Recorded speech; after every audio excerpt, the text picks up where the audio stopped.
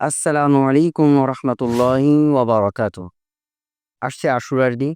এই আশুরার বিশেষ একটি ইবাদত হচ্ছে রোজা।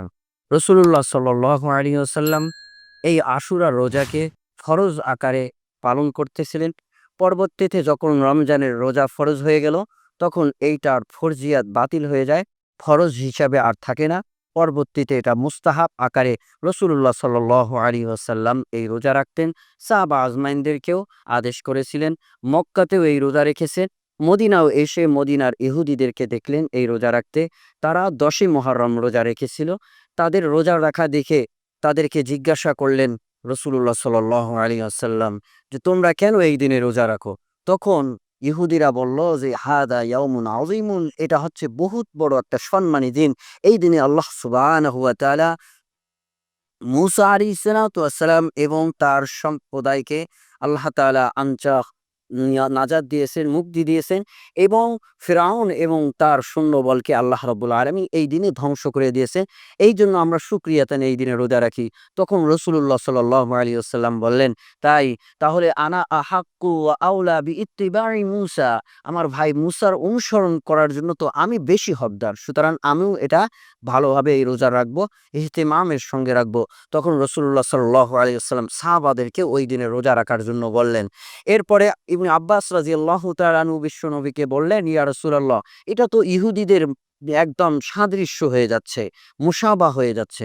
তখন রাসূলুল্লাহ সাল্লাল্লাহু আলাইহি ওয়াসাল্লাম বললেন, আচ্ছা ঠিক আছে, যদি ইযা কানা আল আমুল মুকবিলু ফা ইযান সুমনা ইয়াউমাত তাসি, তাহলে ওই সময় আমরা সামনে বছর যদি পাই, তাহলে সামনে বছরে আমরা ৯ মুহররম রোজা রাখবো।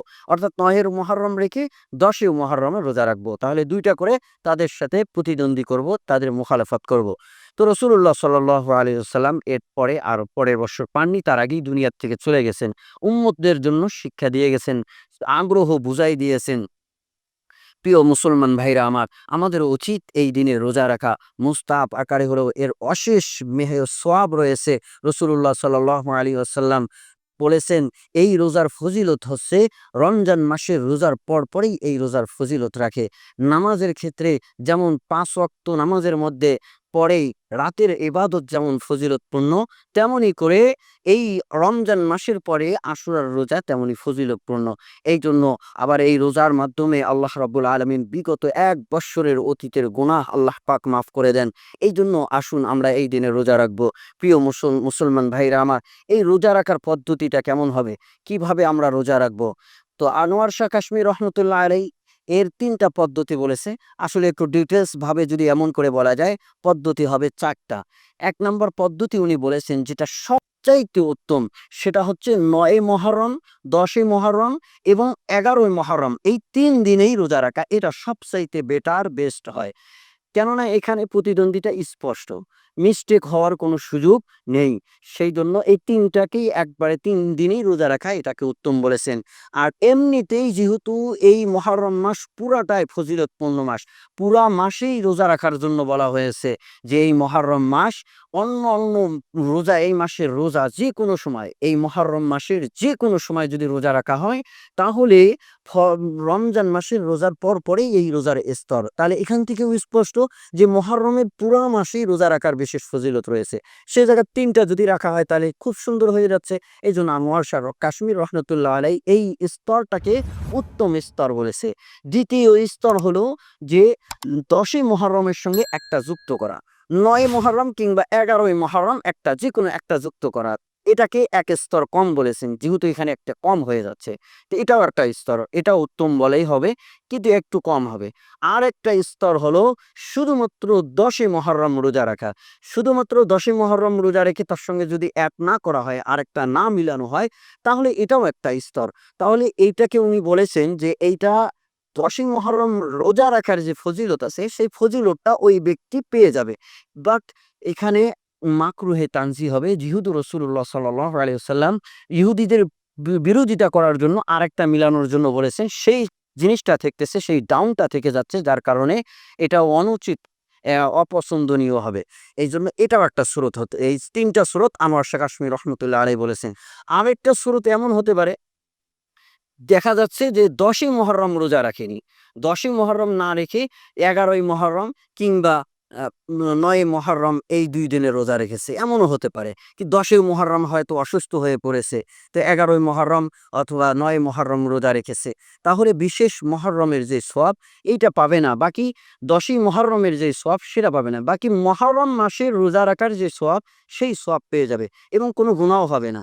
যদি কেহ অসুস্থ হয়ে পড়ে যে ওই দিনে রোজা রাখতে পারেনি, তাহলে পরের দিন যদি সে রাখে, তাহলে সওয়াব আল্লাহ তাআলা দিবেন, কোনো গুনাহ হবে না।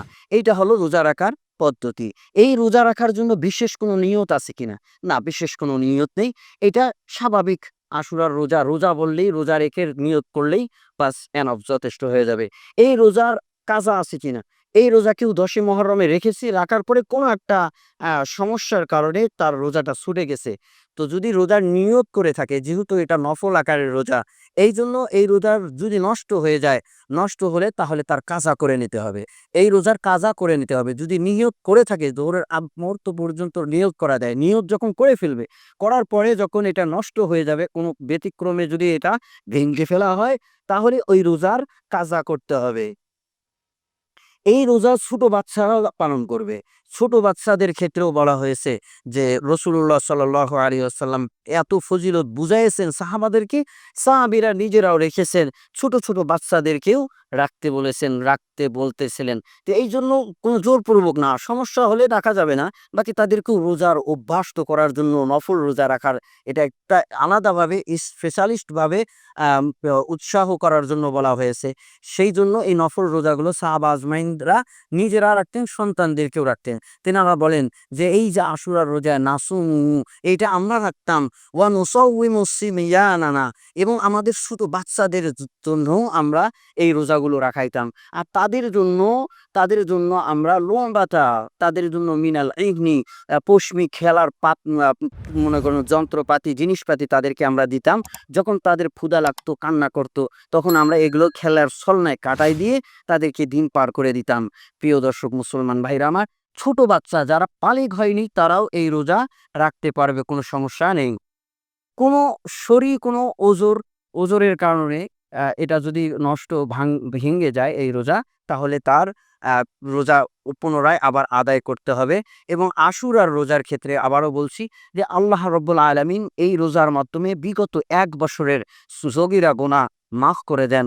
এইজন্য আসুন আমরা আশুরার দিনে এই আয়োজন, এই রোজাটা, এই ইবাদতটা আমরা করি। পাশাপাশি এই দিনের আরেকটি ইবাদত রয়েছে, তা হচ্ছে এই দিনে ভালো খাবারের আয়োজন করা।